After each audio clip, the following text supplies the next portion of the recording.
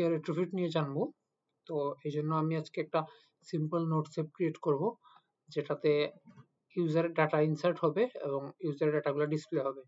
তো আমি যদি আমার অ্যান্ড্রয়েড স্টুডিওতে যাই, আমি একটু সেট আপ করে রেখেছি। আমি 3টে অ্যাক্টিভিটিস রেডি করেছি। তো মেইন এক্সএমএল এ থাকবে 2টা বাটন থাকবে, একটা হচ্ছে ইনসার্ট ইউজার আর একটা হচ্ছে ভিউ ইউজার্স। যদি আমি ইনসার্ট ইউজারে ক্লিক করি, তাইলে আমার অ্যাক্টিভিটি আসবে, একটা ফর্ম চলে আসবে, যেখানে আমি আমার ডাটাবেসে ইউজারের ডাটাগুলা ইনসার্ট করব। আর যদি আমি ডিসপ্লেতে যাই, তাইলে আমার ইউজারের ডাটাগুলো এখানে ডিসপ্লে করবে। তো এই জন্য আমরা 2টা এপিআই ইউজ করছি। তো এপিআই 2টা আমি রেডি করে রেখেছি পিএইচপি দিয়ে। তো যদি আমি এপিআই গুলা খেয়াল করি, তাহলে এটা পিএইচপি দিয়ে করা। তো শর্ট বললে এইখানে এই 2 লাইনে আমি হচ্ছে আমার ডাটাবেস কানেকশনটা ক্রিয়েট করেছি। এই লাইন দিয়ে আমি কানেকশনটা ওকে আছে কিনা চেক করেছি, এবং এই লাইন হচ্ছে আমার অ্যান্ড্রয়েড স্টুডিও থেকে, অর্থাৎ আমার অ্যাপ থেকে যে ডাটাগুলো আসবে, ওই ডাটাগুলা ইনপুট ভেরিয়েবলে স্টোর হবে এবং সবগুলা নেসেসারি ডাটা এসেছে কিনা চেক করবে। আর সবকিছু ঠিক থাকলে আমার কোয়েরিটা রান হবে এবং ডাটাবেসে ডাটা ইনসার্ট হবে। যদি ডাটাবেসে ডাটা ইনসার্ট হয়, তাহলে আমাকে একটা মেসেজ শো করবে যে new user created successfully, otherwise error দেখাবে। আর যদি আমার টোটাল ডাটাগুলা যদি প্রোভাইডেড না থাকে, তাইলে আমাকে ইনভ্যালিড ইনপুট দেখাবে, অর্থাৎ কোনো ডাটা যদি মিস থাকে।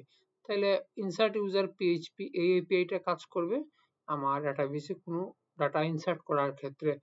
আর যদি আমি গেট ইউজার পিএইচপিতে যাই, গেট ইউজার পিএইচপি কাজ করবে আমার ডাটাবেস থেকে ডাটা ফেচ করে আনতে এবং আমার অ্যাপের মাধ্যমে শো করবে ডাটাগুলা।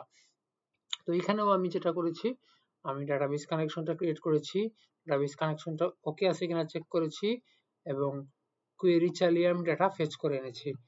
একটা ইউজার্স নামে একটা অ্যারেতে আমি ডাটাগুলা স্টোর করে রাখছি এবং রিটার্ন করেছি জেসন ফরম্যাটে। তাইলে এই 2টা এপিআই ইউজ করে আমরা আমাদের রেট্রোফিট নিয়ে কাজ করব। ওকে, তাহলে সবার আগে আমাদের যেটা করতে হবে, যেহেতু আমরা জ্যাম্প ইউজ করব, যদি আমি একটু জ্যাম্পে যাই,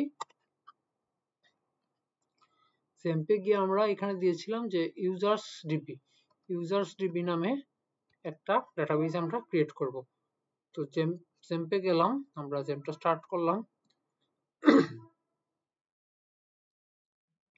এখানে অ্যাডমিনে ক্লিক করব। অ্যাডমিনে ক্লিক করলে আমাদের লোকাল হোস্ট অ্যাডমিনে পিএইচপি মাই অ্যাডমিনে নিয়ে যাবে। আমরা পিএইচপি মাই অ্যাডমিনে গিয়ে আমরা ডাটাবেসটা ক্রিয়েট করব।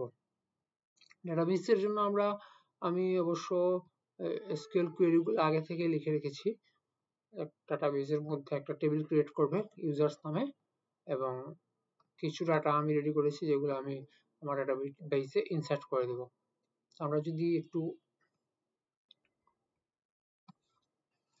আমি ক্রমে নিয়ে যাই,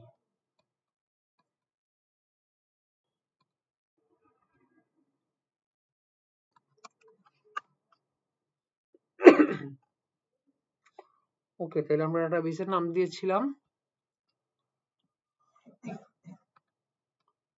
users underscore db।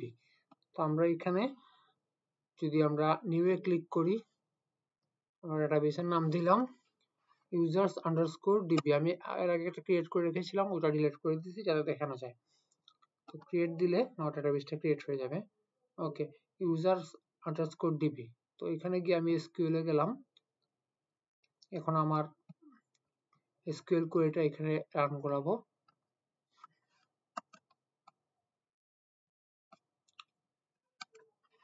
সেমিকোলন। ওকে, এই কোয়েরির মাধ্যমে হচ্ছে আমি 4টা কলাম রেডি করতেছি, আইডি, নেম, এজ এবং ইমেল। ওকে, তাহলে গো দিয়ে দিলেই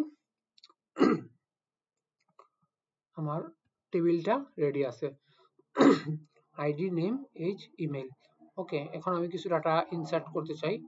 ডাটা ইনসার্ট করতে গেলে আবার আমি এসকিউএল এ গেলাম এবং আমি এই ডাটাগুলো ইনসার্ট করে দিলাম। ওকে, কন্ট্রোল এ, কন্ট্রোল ভি।